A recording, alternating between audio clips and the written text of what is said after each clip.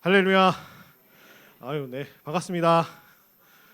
네, 얼굴들이 다 자주 봤던 얼굴들이라 낯설지 않고, 저도 부임한 지 2년이 넘어서 이제 낯설지 않고, 저를 좀 봐주세요. 네, 반갑습니다. 네, 뭐 딱딱한 분위기는 아니고 오늘 말씀 제목 함께 읽어볼까요? 말씀 제목 함께 읽겠습니다. 시작.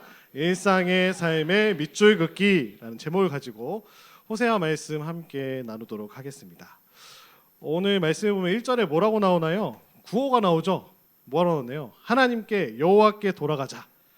하나님께 돌아가자라는 구호가 나오죠. 사는 청년 여러분, 우리가 신앙생활 하면서 익숙한 구호들을 자주 듣게 됩니다. 어떤 구호를 자주 들을까요? 하나님께로 돌아가자. 그런 말씀 많이 들어보죠. 찬양 집회가 그렇고. 또 어떤 말씀 많이 듣나요? 예배를 회복하자. 그 예배를 회복하자라는 같은 말들을 많이 듣게 됩니다. 오늘 함께 읽으셨던 호세아 6장 1절에도 너무나 익숙한 그 고백들로 시작하죠. 오라 우리가 여호와께로 돌아가자. 너무나 익숙한 말로 시작합니다. 흔히 이 구절을 진실한 회개의 본보기로도 이야기합니다. 정말 회개했구나.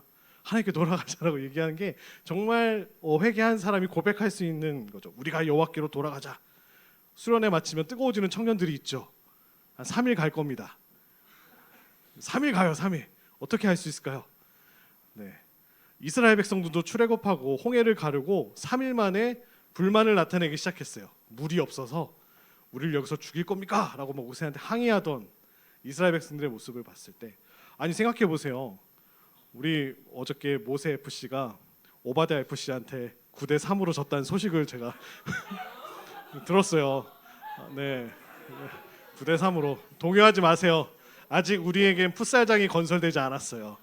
조태일 목사님 얘기해서 풋살장이 이제 옥상이 생기잖아요. 그때부터 이제 특훈이다 우리. 특훈이다. 송현 솔빛공원 매일 뛰고 매일 뛰어서 다시 복수해야 되겠다라는 생각을 오바댜 FC 하여튼 그런데 잘 생각해 보면 왜 이스라엘 백성들을 출애굽하신 이후에 홍해를 건너게 하셨던 사건은 정말 놀라운 사건이잖아요. 그렇죠? 뒤에 쫓아오던 적군이었던 애굽의 군대를 다 수장시켜 버리시고 그런 걸 경험했던 그들이 3일 만에 하나님을 원망하게 됩니다.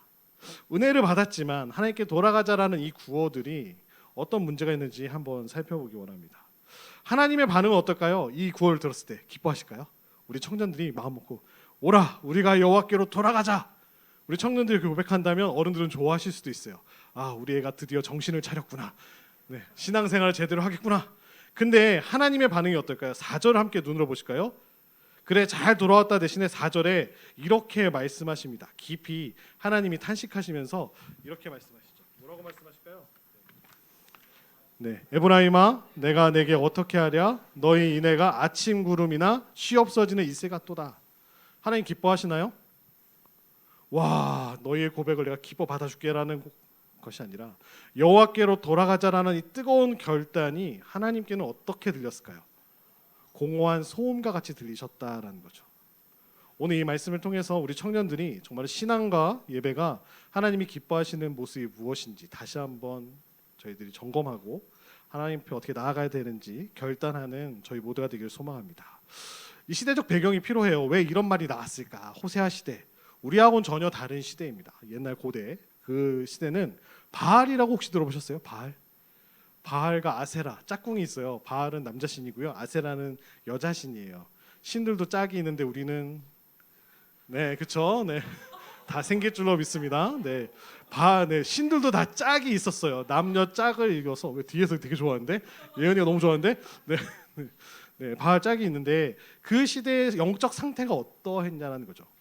호세아가 살고 있었던 그 시대 가운데 영적 상태를 먼저 보면 매우 정치적으로는 혼란스러운 시기를 살고 있었습니다.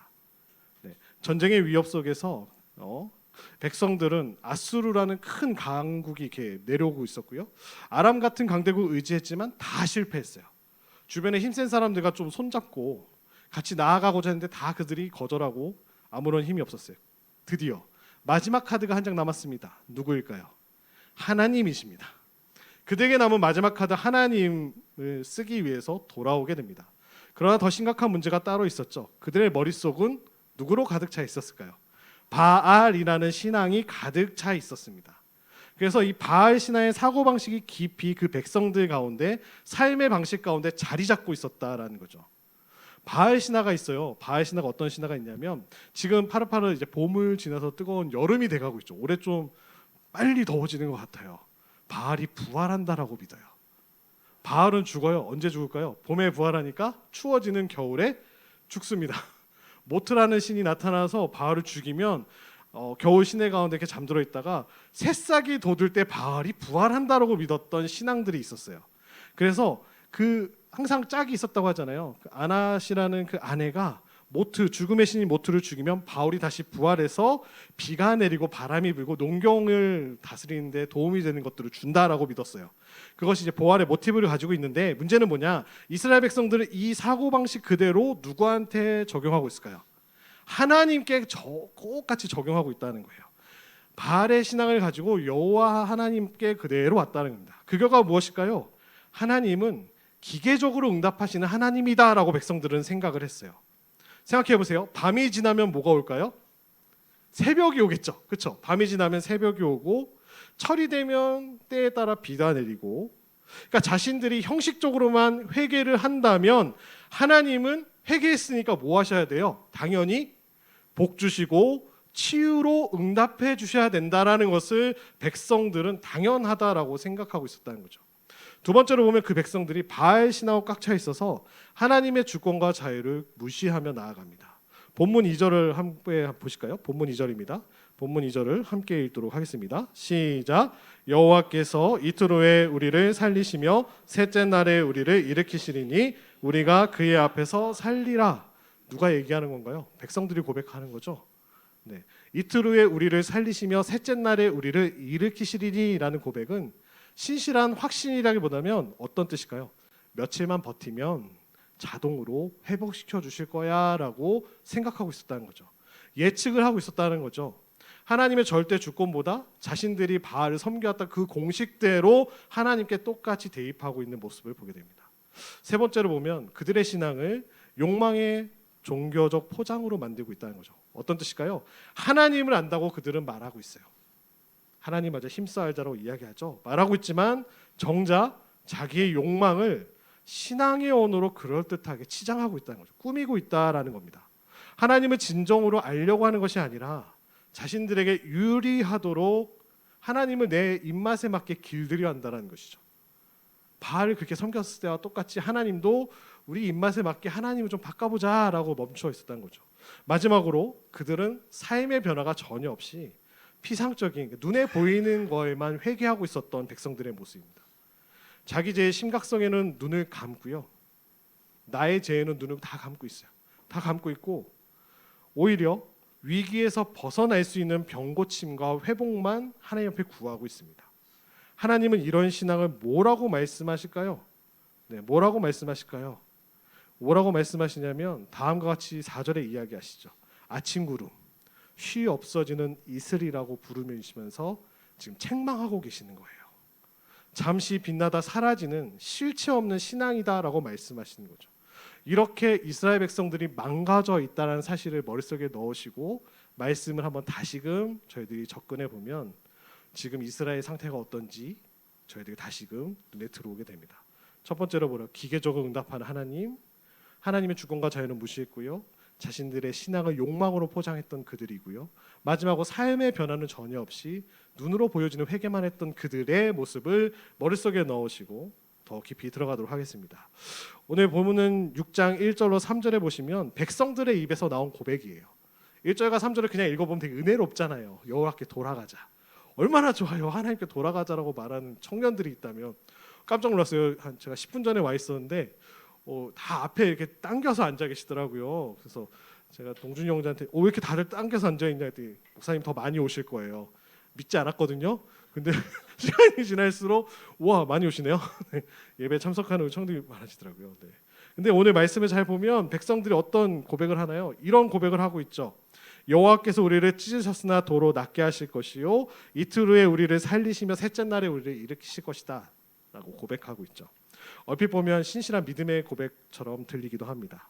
근데 그 밑바닥에는 뭐가 있을까요? 우리가 회개의 모양만 잘 갖추면 하나님은 우리를 자동적으로 회복시켜 주실 수밖에 없을 거야라는 계산이 깔려 있다라는 거죠. 굉장히 지혜로워 보이지 않으세요? 백성들이 그런 마음으로 하나님께 나아가고 있다는 거예요. 이건 하나님의 인격적인 분이라고 생각하는 걸까요? 아니죠. 여러분 마치 이렇게 자판기 혹시 아시죠? 자판기에는 다 가격이 정해져 있잖아요. 동전 넣고 필요한 걸 누르면 나오는 것처럼 동전을 넣으면 음료가 나오는 자판기처럼 하나님을 대하고 있다는 거예요. 내가 원하는 대로 이렇게 하면, 이렇게 집어넣으면, 이 정도 내가 했으면 하나님은 자연스럽게 이렇게 응답하실 거야. 사랑하는 청년들, 기도 어떠십니까? 기도. 저는 매일 기도하고 있어요. 네, 매일 기도 잘하고 계십니다. 회장님 너무 잘하고 계십니다. 더 해야 돼요. 죽도록 기도해야 돼요. 네, 회장의 자리가 그래요. 네, 은혜가 좀 없고 그럴수록 더 기도해야 돼요. 성민 형제. 네, 기도해야 돼요. 기도. 네. 저 청년을 제가 잘 알아요. 네. 오기 전부터 안다고 지난번에 왔을 때 말씀드렸죠. 네. 저녁에 청년하고 친구더라고요. 그래가지고 네. 인천중학교 온다고 했을 때 걱정을 많이 하시더라고요. 주변에서. 네. 많이 하셨어요. 근데 전 너무 좋았어요. 인천중학교 와서 너무 행복하고, 네. 저희 아들도 유치부에 너무 적응을 잘하고 있고, 마치 자기 교회인 마냥 막 권사님들 등짝대고 다니고 있고, 오후 예배 시간에 203호에서 제일 떠들고 뛰어다니는 저희 아들입니다. 네. 기도 이렇게 하시는다는 분이 그래도 3-4분 계셔서 너무 감사하네요. 기도하셔야 돼요. 기도하셔야 돼요. 어떤 기도하셔야 될까요? 회개 기도하셔야 돼요. 회개 기도. 목사님 저는 죄 짓는 게 없는데요. 아니야, 있을 거야. 제가 중학교 3학년 때 부르심을 받아서 제가 목회자 되겠다라고 정신 나가고 손 들었거든요. 수련회 가가지고 담임 목사님이 5대양 6대주를 갈 하나님의 사람의 일꾼이 될 사람 했는데 저요라고 제가 손 들고 있더라고요. 그래서 너무 은혜 받고 집에 와서 어머님께 저 목회자의 길을 가야 될 것 같습니다. 그랬더니 어머님이 딱 앉혀놓으시고 하시는, 내가 이미 서원했다. 제가 태어나기 전부터 서원하셨었대요. 근데 기다리고 계셨대요. 스스로. 네. 중학교 3학년 때 정신 나가서, 정신 난 건 아니죠. 주에 부르시겠다고 손 들고, 네. 근데 웃긴 사실이 뭐냐면 제가 그 여름 수련회 때 그렇게 하나님 앞에 헌신하기도 손들었는데 그 전부터 저한테 시키신 게 있어요. 하나님이 의도적 회개 기도를 시키셨어요. 매일 밤마다 왜 그랬는지 모르겠는데 자기 전에 잠깐이라도 한 1분에서 3분 사이에 하나님 오늘 제가 알게 모르게 지은 죄가 있으면 주님 용서해 주세요라고 제가 기도했어요. 다른 기도 많이 했던 기억은 별로 안 나요. 중학교 3학년이 뭘 알겠어요. 정신없었던 그 시기인데 하나님 오늘 하루 동안 제가 알게 모르게 지었던 죄를 용서해 주세요 하는 기도를 한 6개월 정도 한 것 같아요. 그 기도하니까 때가 되니까 하나님을 만나는 경험을 하게 되더라고요. 기도하십시오. 곧 여름 수련회가 다가옵니다. 네, 여름 수련회가 다가옵니다. 기도하시면 하나님이 반드시 응답 주시는데 오늘 다시 본문으로 돌아와서 딴 데 빠지면 안 되고 말씀을 다시 돌아가서 기도하면 응답받는다라는 소중한 약속이 있습니다. 기도하면 응답받습니다. 근데 그 순간 어느 순간 그것이 내 욕심을 정당화하고 하나님을 내 뜻대로 움직이는 수단이 되고 있는지는 아는지 생각을 해봐야 된다는 거죠. 죄에 대한 진지한 고민이나 삶의 변화가 전혀 없이 그냥 일주일에 한 번 예배 한 번 드리고 청년부 예배 드리고 기도 한 번 함으로써 내 문제가 자동으로 해결되기를 바라는 우리들의 모습은 아닌지. 제가 청년부 맡았을 때도 청년들이 늘 저한테 질문했던 게 목사님 도대체 기도 응답은 있는 건가요? 라고 저를 찾아오는 청년이 너무나 많았어요. 그래서 속으로 생각했죠. 속으로 죽도록 기도해봐라. 죽도록 기도해. 근데 이렇게 얘기하면 꼰대 같잖아요. 그렇죠? 목사님은 목회자니까 기도할 수 있잖아요. 얼마나 바쁜데요. 저 직장생활하면 직장생활 상사들 눈치도 봐야 되고 동료들도 스트레스 주고 너무나 힘든 상황. 공부하는 것도 쉽나요? 요구하는 게 너무 바뀌고 막 요즘은 AI 시대라 모든 걸 다 해주더라고요. 모든 걸 다 해줘요. 요즘 교회 내에서 이렇게 기도의 퀄리티가 높아졌다는 이야기들을 하세요. 말씀의 퀄리티가 높아졌다는 이야기들 하세요. 그분들 덕분입니다. 여러분이 생각하는 그거 챗GPT, 제미나이, 클로드, 기도문을 써주니까 그걸 참고하셔서 장로님들, 권사님들이 기도하실 때 더 은혜로워졌다는 이야기들을 왜냐하면 그동안 물어볼 데가 없었잖아요. 목사님한테 여쭤보기 좀 그렇고, 근데 이제 그분들의 도움으로 그걸 참고하여서 이렇게 작성하셔서 많은 교회 목사님들이 얘기하시더라고요. 기도가 좀 더 은혜로워진 것 같다. 네, 말씀이 더 깊이가 생긴 것 같다. 목사님들의 설교가 더 깊이가 생긴 것 같다. 네, 그런 이야기들 하더라고요. 근데 그런 시대를 우리가 살고 있는데 많은 것들이 변화하고 있잖아요. 하나님께만 돌아가면 해결이 되냐? 절대 안 된다는 거죠. 구호를 외치고 예배 자리에 앉아 있는다고 해서 내 문제가 해결되지 않는다는 거죠. 그렇게 하면 하나님께서 응답해 주시겠지? 부모님도 그렇게 하라고 하는데 기도해봐. 예배 더 열심히 나아가봐. 셀 모임을 좀 더 적극적으로 참석해봐. 큐티해봐 라는 목소리를 많이 듣게 되잖아요. 그렇게 된다는 것이 아니죠. 하나님께 위로가 아니라 오히려 하나님께 상처를 드리는 일이 된다는 거죠. 그러면 하나님의 백성이 다양한 화려한 고백을 하지만 하나님은 이렇게 이야기하셨다는 거죠. 너희 인애가 아침 구름이나 쉬없어지는 이슬과 같도다. 아침 이슬 생각해 보세요. 아침 이슬은 해가 뜨면 사라집니다. 다 말라버리게 되잖아요. 순식간에 사라집니다. 그들의 경건함도 그랬다라고 말씀하시죠. 예배당 안에서는 찬양할 때 오늘 하영자매님이 찬양 깜짝 놀랐어요. 목소리가 너무 좋으셔가지고 네. 하영자매의 새로운 발견. 네. 앞으로 좀 어른 예배 때도 찬양이 나오면 너무 좋을 것 같은데 건의 좀 하려고요 제가. 네.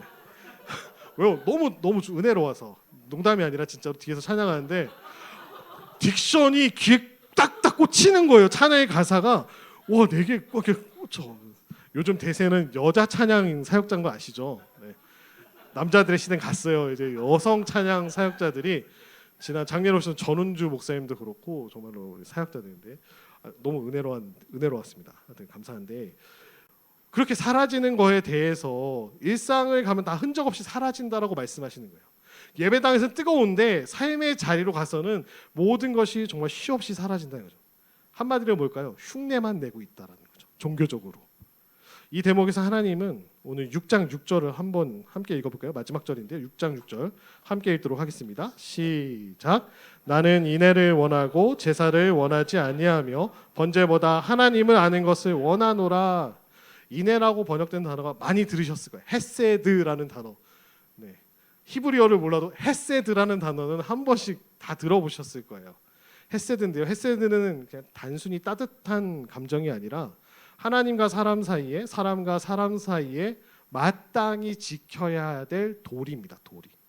서로 지켜야 될 선. 네. 요즘은 이런 선을 잘 지키는 사람이 사랑받는 시대죠. 선을 잘 지키는 사람. 그렇죠? 그러니까 어떤 말이냐면 관계 속에서 신실함과 책임이 필요하다라는 말씀하십니다.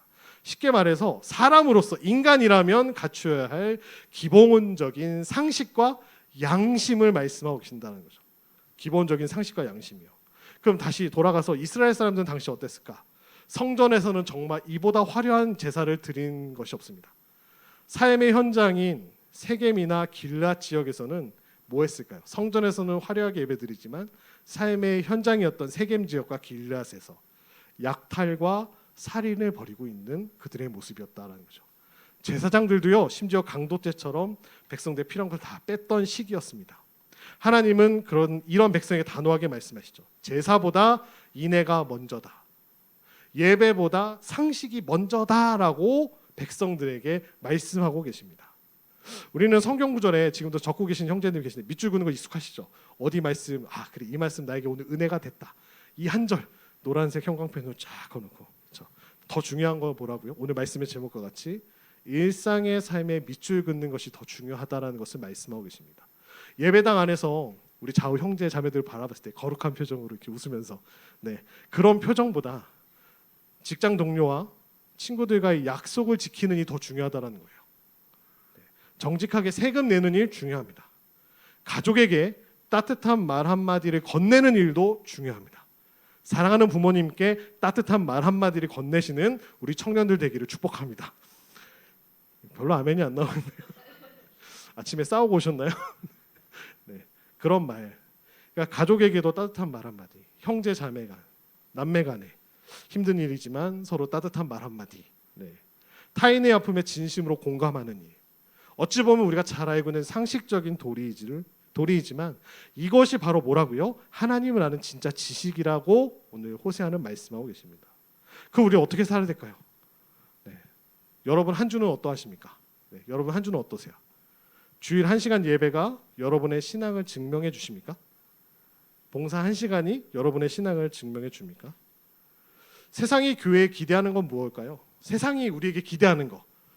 믿지 않는 친구들한테 교회 다닌다고 하면 좀 부끄럽잖아요. 전 좀 그래요. 요즘에 어디 가서 직업란에 목사라고 쓰는 게 굉장히 부끄러워요. 아 진짜 부끄러워요. 네, 부끄러워요. 너무 빵빵 터지는데? 네, 부끄러워요. 네, 저희 아들이 태어났을 때 병원에서 왜 그런지 모르겠지만 부모 그 직업에 대해서 쓰라고 이렇게 뭘 종이를 주더라고요. 엄마 아빠가 뭐 하는데 아기가 태어났을 때 기본적인 그런 조사인가 봐요. 아무 생각 없이 당당히 목사라고 썼죠. 네, 그 다음부터 항의를 할 수 없었어요. 내가 목사니까 네, 그러니까 항상 그렇게 하고 그게 꼭 항의하고자 그런 게 아니라 요즘 시대가 그런 것 같아요. 네, 뭐 이렇게 선배 목사님들은 우리한테 이야기해요. 요즘 우리한테 기도해라. 말씀에 더 해야 된다. 옛날처럼 뭐 산기도 아세요, 여러분? 모르죠. 네, 나도 별로 경험해 본 적이 없어요. 듣기만 했지. 산에 가서 산에 나무 뿌리를 뽑을 때까지 기도한다라는 거예요. 네, 뽑을 정도면 거의 죽기 살기로 기도했다라는 뜻이겠죠. 삼각산 가보신 분 없죠? 네, 저도 가본 적은 없어요. 삼각산에서 기도하시고 이렇게 비닐 하나 김장 비닐 가지고 산에 올라가서 밤새도록 비닐 뒤집어 쓰고 나무 뿌리 기둥 붙잡고 기도하는 거예요. 네, 거의 하나님 앞에 단식 투쟁하는 것 같지 않으세요?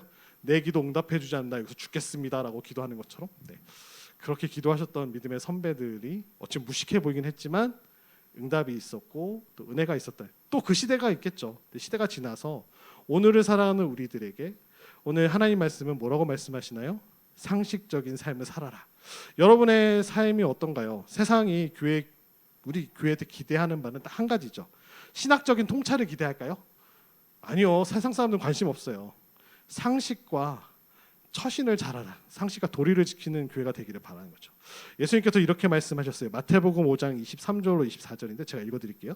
예물을 제단에 드리려다가 거기서 내 형제에게 원망 들을 만한 일이 있는 줄 생각나거든 예물을 제단 앞에 두고 먼저 가서 형제와 화목하고 그 후에 와서 예물을 드리라. 마태복음에 예수님이 말씀하셨던 이 말씀이 산상수훈을 주셨던 이 말씀이 호세아 선지자의 선포와 정확히 같은 결을 갖고 있습니다. 하나님과의 관계를 회복했다고 말하면서 우리 주변에 살아가는 이들과 또 사람들과의 관계가 깨져 있다면 그 예배는 온전하지 않다라고 말씀하고 계십니다. 우리가 하나님을 믿는다라는 고백이 예배당이라는 특정한 공간에 갇혀 있지 않다라는 거죠. CNC 청년부 안에 갇혀 있지 않다라는 겁니다. 우리는 어디로 나아가나요? 세상 속에 나아가서 그리스도인으로 살아가야 될 존재들이라는 거죠. 혹자가 얘기하시더라고요. 밤에 어두운 밤길을 밝혀주는 뭐가 있죠? 가로등이 있죠. 가로등의 역할은 어떤 역할일까요? 어두운 곳을 밝히는 역할입니다. 그럼 가로등은 정확한 규격에 맞춰서 50m 간격이나 20m 그 간격대로 놓여져야 어두운 밤길을 밝혀주는 역할을 하는 거죠. 근데 가로등들이 좋다고 여기가 좋사오니 하고 다 CLC 청년부에 모여있다고 생각해 보세요. 여기만 밝겠죠. 우리는 세상 속에 보내진 존재들입니다.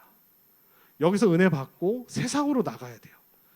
일상의 삶의 현장으로 나아가야 된다는 거죠. 어둠을 밝히는 존재로 우리를 부르셨다라는 사실을 꼭 기억하시는 우리 모든 청년들 되기를 축복합니다.